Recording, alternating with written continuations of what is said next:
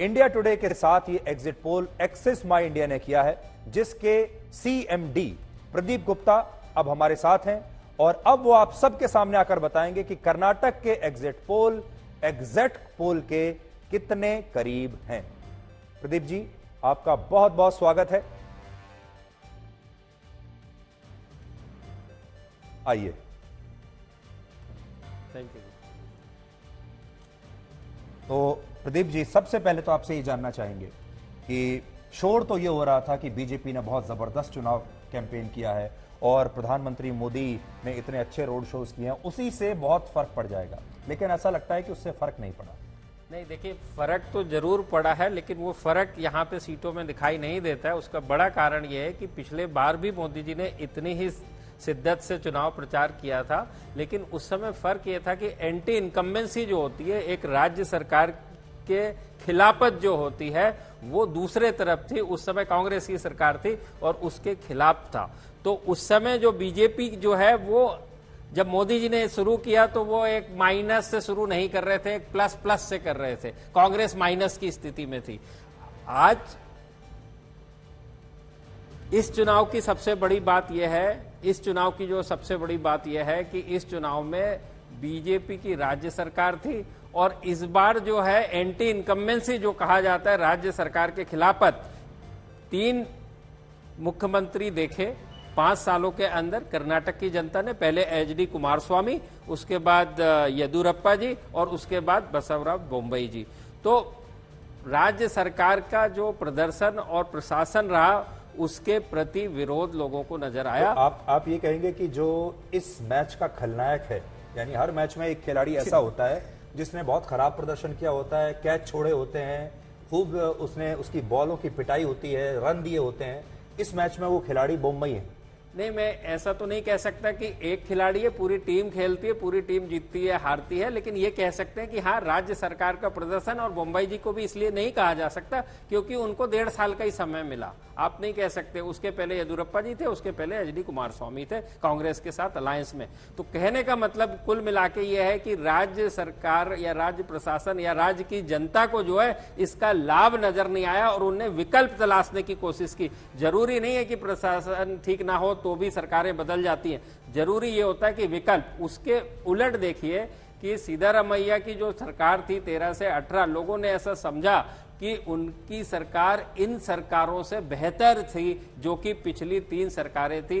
एक बात सबसे बड़ी वजह ये थी। दूसरी बड़ी वजह थी जेडीएस का प्रदर्शन। देखिए, जब कुमारस्वामी भी चीफ मिनिस्टर बने और लोगों को लगा कि यार ये जो जेडीएस है ये वोट कटुआ पार्टी के तौर पे नजर आ रही है, जो कि पिछले बार सिर्फ वो 1 साल सरकार चला पाए और उनके और कांग्रेस के एमएलए बीजेपी में शामिल हो गए। तो लोग आज की डेट में जीत के तरफ अपना मत देना चाहते हैं। तो एक सबसे बड़ा कारण जेडीएस अगर अच्छा प्रदर्शन करती तो बीजेपी को फायदा हो सकता था और बीजेपी यही चाहती थी कि किसी तरह जेडीएस इस बार कुछ और अच्छे रन बना ले। बिल्कुल सही कहा आपने।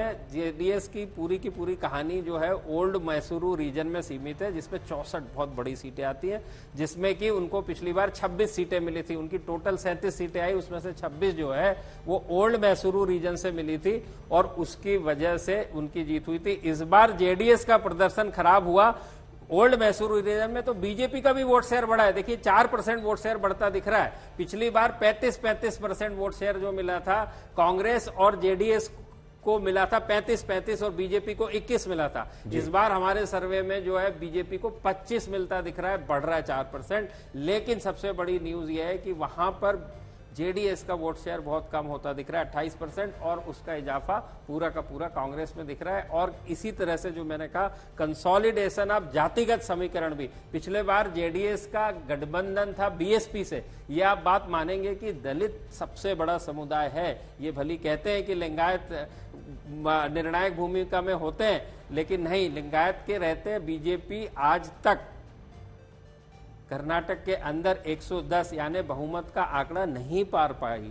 उसका सबसे बड़ा कारण है दलित, एसटी, आदिवासी, कुर्बा, जिससे कि खुद आते हैं सिद्धारमैया जी, और मुस्लिम और क्रिश्चियन भी 2% है। ये सब मिला के 45% बनता है कर्नाटक के अंदर। मुस्लिम और क्रिश्चियंस की बात की, एक तरफ बजरंग बली का नारा था, दूसरी तरफ बजरंग दल पर बैन करने का वादा था, और बजरंग दल पर बैन करने का फायदा मिल गया कांग्रेस को, और जय बजरंग बली के नारे का फायदा बीजेपी को नहीं मिला। इसको हम ऐसे ब्लैक एंड व्हाइट में देख सकते हैं।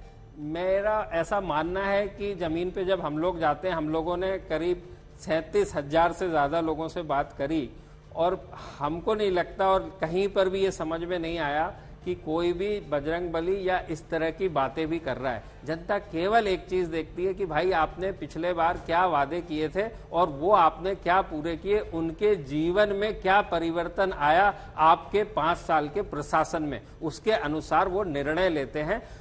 कोई भी चुनाव हो उसमें 3 बातें तो होनी होनी है। ये देखिए, मुस्लिम 13% जी, ईसाई 2% और 15% का एक इतना बड़ा चंक ये हो गया, और इसको सिर्फ कांग्रेस पार्टी ने ये कहकर कि हम बजरंग दल पर प्रतिबंध लगा देंगे और मुस्लिम आरक्षण वापस ले आएंगे, ये कहकर उन्होंने 15% का ये जो कंसोलिडेशन है इसे कर लिया। प्लस दलित उनके पास दलित पिछली बार मैं वही कह रहा हूं, बीएसपी ने अलायंस में चुनाव लड़ा था जेडीएस के, तो जब भी मायावती या बीएसपी जाते हैं आज से 5 साल पहले, वो एक फोर्स माना जाता है, और वाकई में कुमार स्वामी जो है मुख्यमंत्री बन गए, वो किसी भी वजह से बने। लेकिन जो बीएसपी के अलायंस में जो लोगों ने बीएसपी को वोट दिया था, उन्होंने फिर उसको ठगा सा महसूस किया, और वो सारा का सारा कंसोलिडेशन जो है वो कांग्रेस की तरफ हुआ। तो इसको आप 45% लीजिए। देखिए, मैं वही बताने की कोशिश कर रहा था, ये चारों के चारों दलित, आदिवासी, मुस्लिम, कुर्बा और क्रिश्चियन 45%, 15% के करीब लिंगायत, और वोका लीगा भी 15% और बाकी ओबीसी। तो ये जो वोका लीगा 15% एक बाजू में चले जाते हैं, तो जो कुनबा बनता है वो 35 जो कि ओबीसी और लिंगायत का बनता है, जनरल सामान्य वर्ग का बनता है, और उसके साथ 15 वोका लीगा, जो 15 वोका लीगा बड़ी संख्या में लॉयन शेयर आज भी देते नजर आ रहे हैं, जेडीएस को देते हैं। तो ये जो कंसोलिडेशन यहाँ 45 की तरफ हुआ, इससे सारा का सारा फर्क पड़ा। और फ्री के माल वाली जो पॉलिटिक्स है, बिल्कुल वो कितनी चली, जो कांग्रेस ने कहा था कि पैसा बांटेंगे, महिलाओं को बेरोजगारी भत्ता देंगे, बिजली पानी सब माफ कर देंगे, तो जो फ्री का माल है। देखिए, हम जब पूछते हैं किसको आपने वोट किया इस बार, तो जो भी आंसर आता है उनका, जिस भी पार्टी को किया, उसमें ये भी हम पूछते हैं कि भाई कोई खास वजह है कि क्यों इस पार्टी को वोट किया, कुछ तो ऐसा कारण रहा होगा।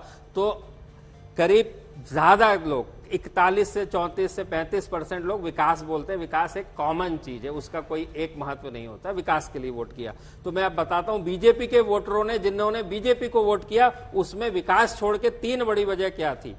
19% बीजेपी के जो 100 वोटर हैं उसमें से 41% ने कहा विकास के लिए।